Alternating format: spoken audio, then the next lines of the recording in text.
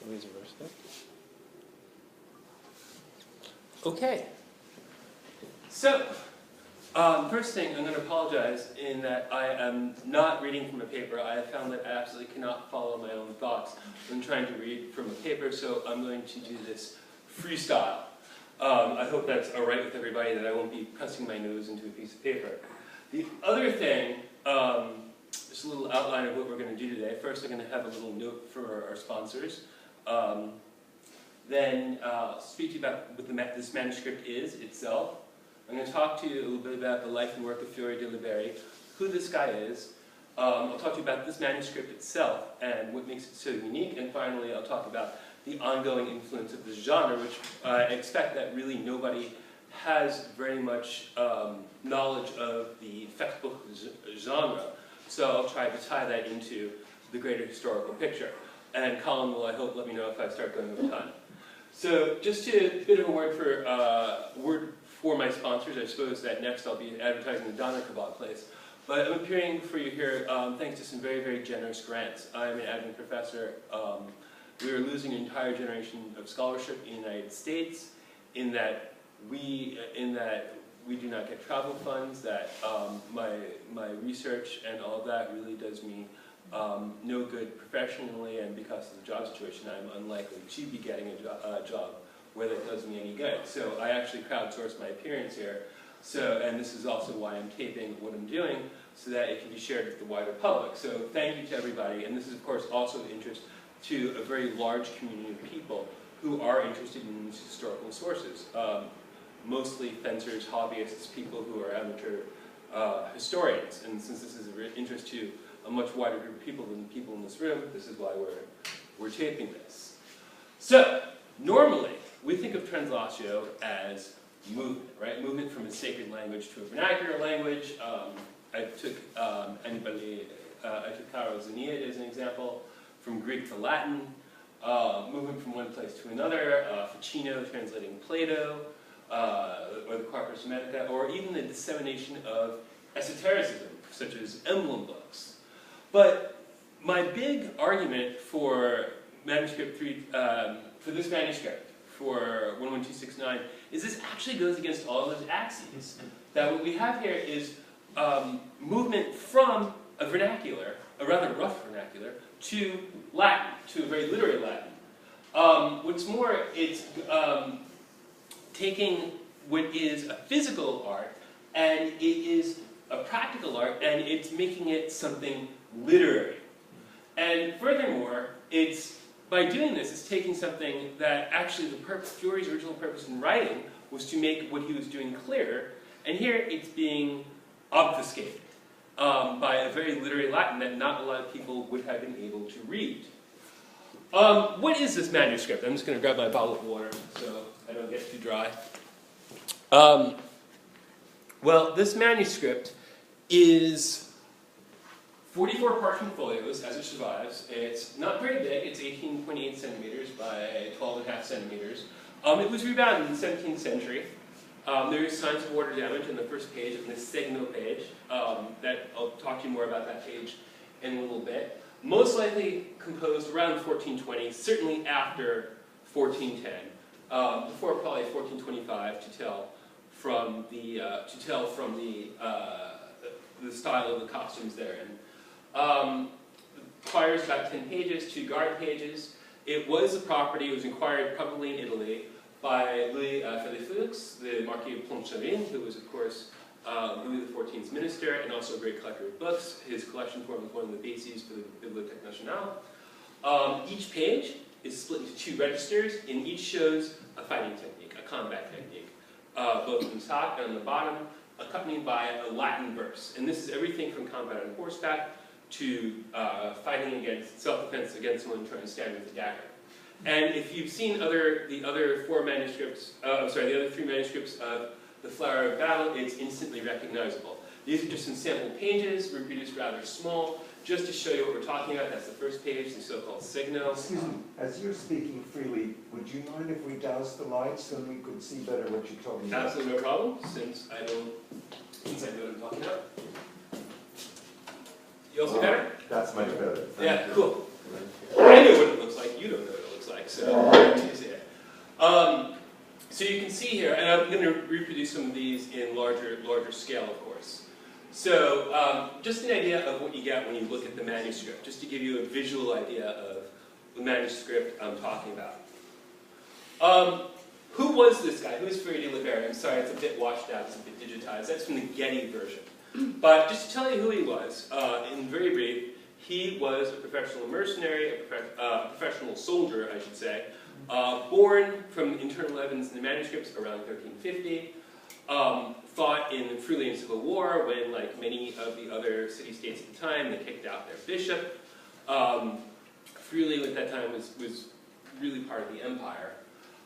Later in life, he became very sought after to train men for combat in the barriers.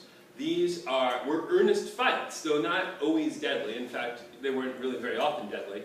But they became very much a statement of class and prowess. If you're a member of the military class, which was beginning to come under some pressure there, one way you demonstrate that you're a member of this class is that you fight other members of your class within the barriers. One of the people he trained was Galeazzo di Mantova, who was married into the Visconti family. A lot of the people who he trained were associated with the Visconti, and Galeazzo beat actually twice Boucicaut, Jean Le Maître, who is the Marshal of France. So he was probably very well known in his own age, in his own time. And the reason why he's associated with D'Este, who he's most associated with actually, is that the Getty manuscript is dedicated to, which is considered the finest today, is dedicated to Niccolo III d'Este. And he says that he composed it actually in February of 1409, would be 1410 by our calendar. And the Flower Battle survives in 4 manuscripts. 3 that were known before I found the one in Paris, and the Paris one. There's also 2 lost manuscripts that we can tell from 16th century Estense library catalogs, because these were in the Estense library. The first one is the one at the Getty, 47 folios, the most complete, the most interesting artistically to us, at least, because it's drawn in sort of a freehand sketchy style, though still gilded, still very much a production.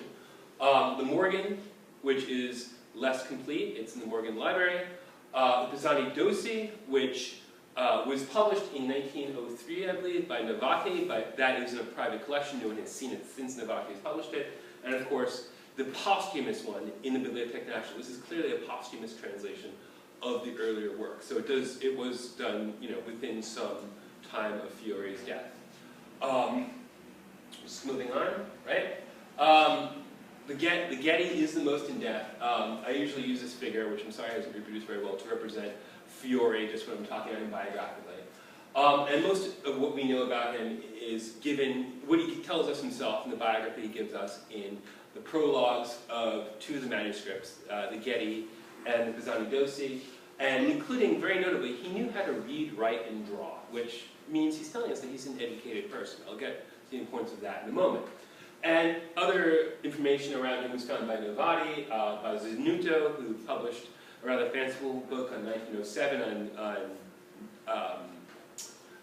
festivals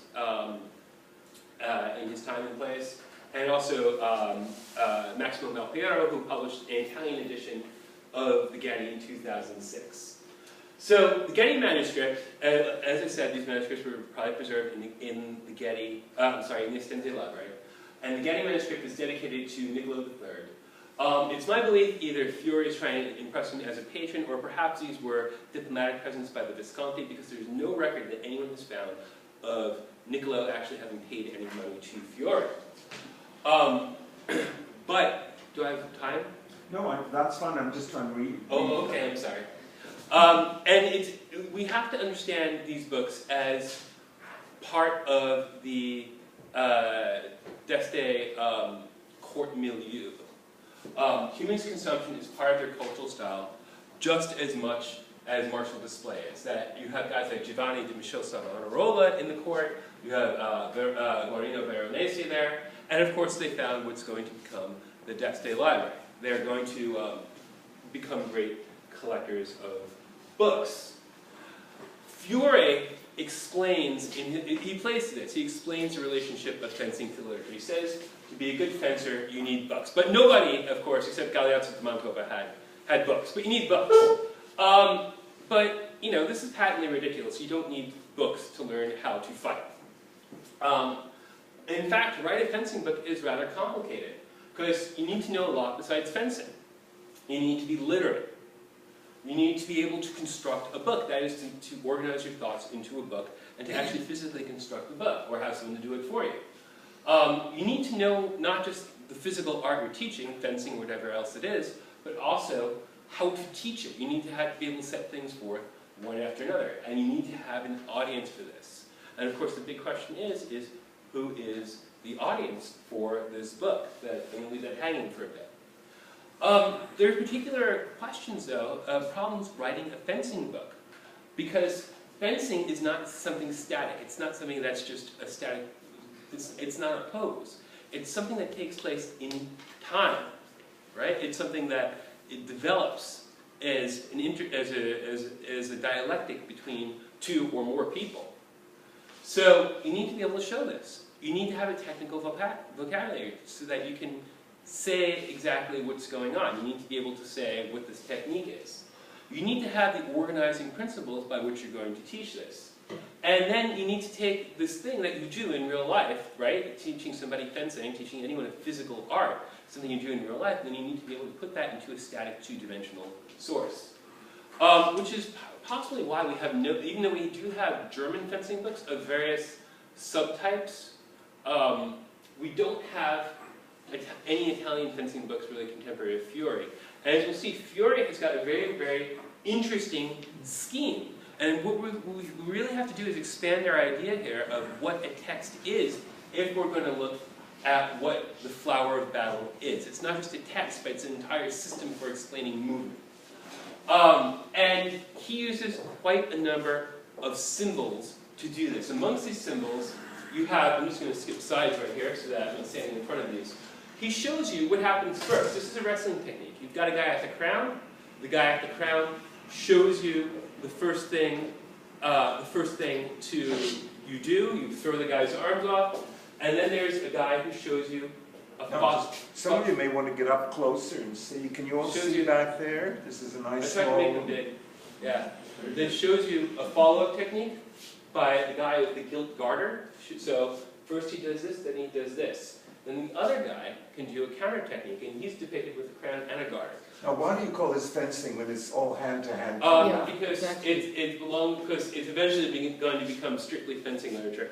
It is sort of a misnomer to call this fencing, but remember then it was the art of defense, and it incorporated everything from every sort of hand-to-hand combat, from horseback, from jousting all the way to wrestling. So this is you're stuck somewhere without your dagger or your sword, and how are you going to defend yourself? This is you're at a peace conference and a guy tries to stab you, right. Which happened. There's actually an incident where this happened. So the thing is, so this is sort of the visual pedagogy. There's also captions, and only the Getty really has long text with it. Everything else has these sort of very, very rough vernacular couplets. I'll show you some of that. It's also very hypertextual because things refer back to each other. You go back and forth in the document to understand what he's talking about. And it's because of this that you can really have the techniques in any order. The Getty and the Pisani Dossi begin with wrestling first. The other two begin with horseback first, but it doesn't matter. But they all go in the same order. It either goes from shortest distance, which is wrestling, to horseback, or horseback down to wrestling. So it's complete internally referential hypertext, combines image and text, you can read it in any order, and so we can see this as a translatio from the physical realm to literary. And it also incorporates contemporary ideas of education. Just as you learn to write by copying Latin letters, you're learning here to fight and the German for this genre is Fechtbuch, which can be either fencing or fighting, right? But but you learn to fight by copying these patterns, just as you learn to write by copying letters, copying patterns, or you learn to draw by copying your master's work. Just to show you what is contained in this, very briefly, not of terrific importance to philologists, but interesting if you're interested in the study of historical martial arts. First recto is blank, the first verso is the signo. It's a mnemonic sign for all the qualities you need to become a good fighter. And we start with lances on horseback, and we start closing our distance. Swords on horseback, wrestling on horseback. What to do if you're on foot and someone attacks you on horseback. Spear on foot. Techniques for defeating a guy at the spear with 2 sticks, which we find in all of them. This is a sort of quintessential Fioreism. Then we get the poleaxe, the knightly pole weapon. Then we get sword in one hand, and then we get more sword and dagger. And this is where the choirs start to get a bit disordered, probably when it was rebound in the 17th century. We get dagger, which is how to defend yourself against someone trying to stab you. And then we find more sword in 2 hands, and this is probably disordered, right?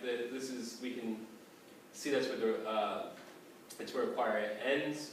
We go from dagger, then we get to wrestling, then back in dagger, some of which are the techniques for use in armor. And then finally, on the last page, we get this epigraph telling us that Fiore, in fact, is quondam, no more. He is an ex-fencing master. He has joined the choir invisible. He's pining for the fjords, if there are fjords in Friuli. The difference now between the other manuscripts and this one, and here you see a nice big picture, right, is that the trash talk, and this is Richard Gordowski, a fencing master I know, he describes essentially what the poetry is of the other versions as trash talk has been translated into metrical Latin, sophisticated Latin verse. The only other example of Latin in any of the Fiore work is in the introduction to the Pisani Dosi. Here is just an example. Here is just one page. I chose this because these techniques are only found in the Pisani Dosi, and the techniques that he shows are found in the other manuscripts. But again, you can kind of pick and choose which one you want to put into your manuscript. In this case, we for simplicity's sake, I just took a page where the 2 techniques are only found also in the Pisani Dosi manuscript. And you can see this is pretty sophisticated Latin. Tego te aut feriam petenta cuspide post tec dedicans fidente animo facimus ad unguem. I uncover you so that I can strike, thrusting forward is my point. After this, with my spirit gritting its teeth for revenge, we will finish the work to perfection. Arbitror amenibus insis tibi carpere lentis calidor manus hoc rapu tubi calitur illi. I see you hold your sword with an easy hand. A clever hand will seize it from you like this, right? This is, it's good quality poetry. It's not exactly literary matters, but they've ennobled this. This is the first one as it's given the Pisani Dosi. It's in Friulian dialect, right? In this way I uncover you to thrust to avenge myself of every injury and harm. Per tal modo te discruo per ferite de punta, per vendigarmi de ti de omne in curia e onta. And then on the bottom, per lo modo che io pressa la tua spada toste delle mani te la avero cavato. In this way I grip your sword quickly from your hand, it will have fallen, basically. Not really high literary production there. It's just saying, and the others get worse. It's basically, and now I beat you into the ground and step on your face and hurt you a lot. Right? We're not talking here about high material. Right? What's more interesting is the system and the way it's put together. Right? And the fact that they're trying to show fighting in a manuscript.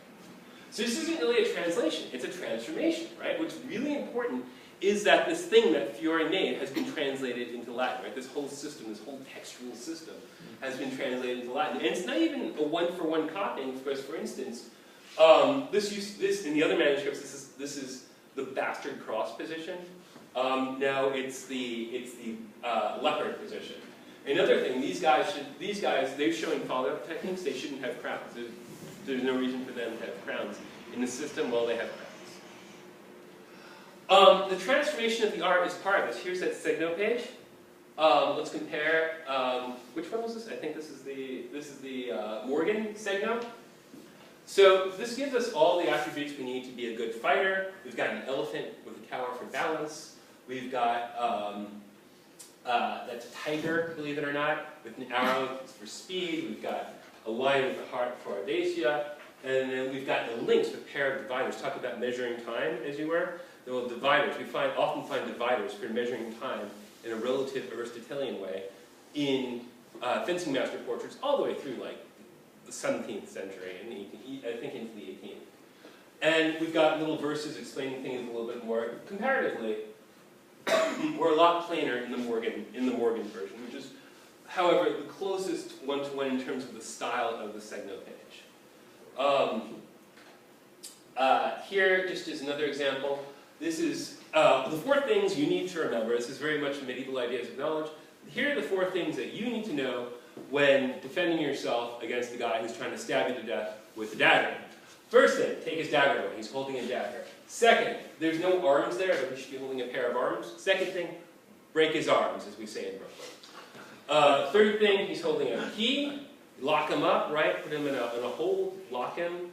And then throw him down on the ground beneath you, right? Then throw him down on the ground beneath you. This is the Getty version, right? Very nice art, very nice kind of freehand, nice use of shading, very lovely. They probably would have liked this a lot better. They thought this was higher class art because this is clearly like it's drawn from a pattern book. Let me just get that caption away. And you've got your little, basically the same poetry on these banners as you have here in the Getty version. You notice also, in terms of symbology, that our masters are getting progressively older as they do this, showing the ongoing of time, right? First do this, then do this. Shown sort of the ages of man as a metaphor. So this is very rich symbology, very nifty. Notice also that they add ground in the Paris manuscript, shades of Masaccio perhaps. Not considered by today's standards great art, but certainly by their standards, maybe they would have thought this being more formalized, this together with the Latin, right, this would be better art in the 15th century. Other examples, the use of armor in this is completely rhetorical. In the other manuscripts, they show armor when you're showing fighting in armor, right, when you're showing techniques for fighting in armor. Here, the guy showing Fiore's technique, right, the guy who wins, is always wearing armor. Even if it's an unarmored play, and the other guy isn't wearing armor. So the armor is solely a rhetorical trick. Another example of how it changes. So these sorts of details mark the art as, this isn't illustration, the Getty is moving toward, is more illustrative. This is ideographical art. I want to stop you, I'll tell you why. Am I The running? material is so interesting, and I suspect that nobody here knows it. And I suspect a lot of you have questions about it. Do I have, am I out of time? You have a little more time, but I just want to prepare you that there'll be a lot of questions. Can I skip to my conclusions? Yes, please. Okay. So I already went over the slide, I mentioned this stuff. The other, because I just have a couple more slides to show you this transformation. The other thing, this is the window post, posta di fenestras, the window position. It's clearly marked as such in the script, but people have said this is a mistake. No, it's not a mistake. They purposely, you see here, he's holding the sword in front of his face. Here, they purposely drawn a hole in the sword so that you can still see the bella figura, the pretty face. So just another example there. One of the other things I wanted to mention, remember I mentioned the footman against horseman? Well, in none of the other manuscripts is this mentioned, but they transform it clearly for the Geste Milieu, because the matter of France in the Charlemagne epic, and Boiardo, I believe, was in the Geste court. It was part of that official Geste court propaganda. So they add Roland and Pulicanus to this. So even if Roland and Pulicanus were seeking me out with a sharp ashen spear, I, a footman, would lie in wait, and then that would mess them up like this. So they add that bit of Geste court propaganda to this. Another thing they do, this is the first mention of the idea of Aristotelian measurement of time, which is a subject way too complicated for me to get into here, but it's the first mention of the Aristotelian conception of time in an Italian fencing treatise. If you're interested in that, I just published an article on it in the Journal of the Northern Renaissance. It's free, it's online, you don't even have to go to the JSTOR. Just Google Mondschein Journal of Northern Renaissance, you'll find it. So ideas of science. All these things are ways in which the much rougher versions have been changed. Right? So distinguished by the use of literary, though not humanist, Latin, because they're using vocabulary that is not Ciceronian, things like, especially for military equipment. There's no classical Latin word for stirrup. This practical art is made courtly, even literary. This is a fixing, an ennoblement of Fiore's work. It's a sort of reverse translatio. And it's, of course, also an additional step in this taking of a physical art and moving it to a book. It's an expensive, prestigious book that speaks of the place of arms in the 15th century humanistic court milieu. And it also incorporates ideas of science, courtly literature, etc., etc., etc. One thing, though, I will note is that, this is the last slide, is that Florius, right, Fiore, is still given as the author, despite the many changes, which I think also brings up the idea of what exactly is authorship in a late medieval context. Because this is clearly his thing, his system, his book, right, his hypertext work, transported into another milieu. And then I can talk, you know what, I'm not even going to go into this slide. Take my word for it. There is a vast literature of fencing literature after this.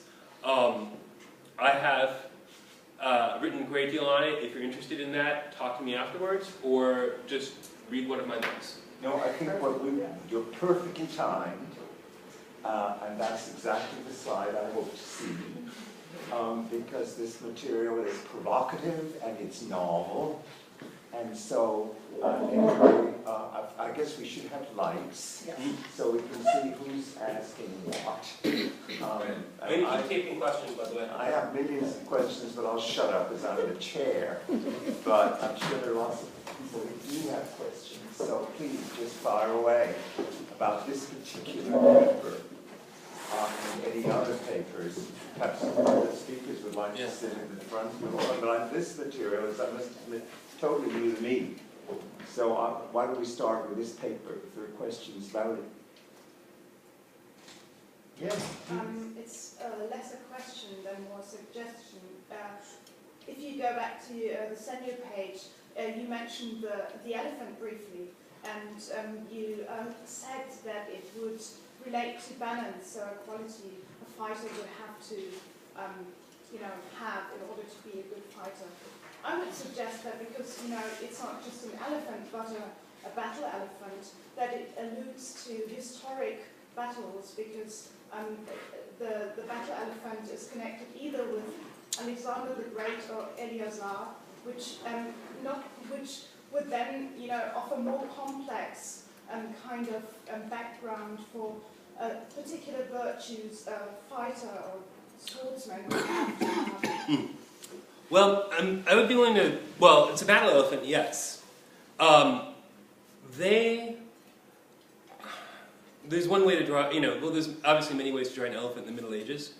And I think that battle elephant was sort of stereotypical. It explicitly says what that elephant is for in the captions. Surely, yes, they were evoking some sorts of ideas of Alexander the Great.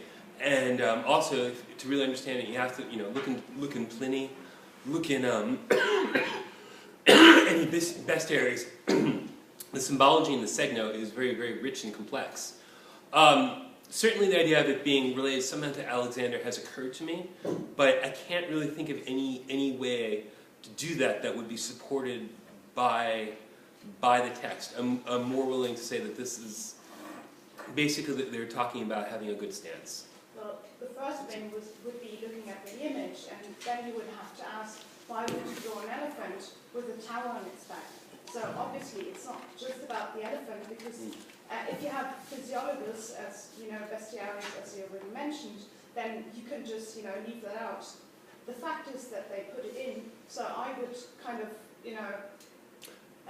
that would mean there is a connection, and that would also lead to, to the idea that maybe the other animals that were depicted not only kind of refer to balance and stuff like that, which might be very much the case, but, kind of open broader complexes that also relate to qualities of a fighter.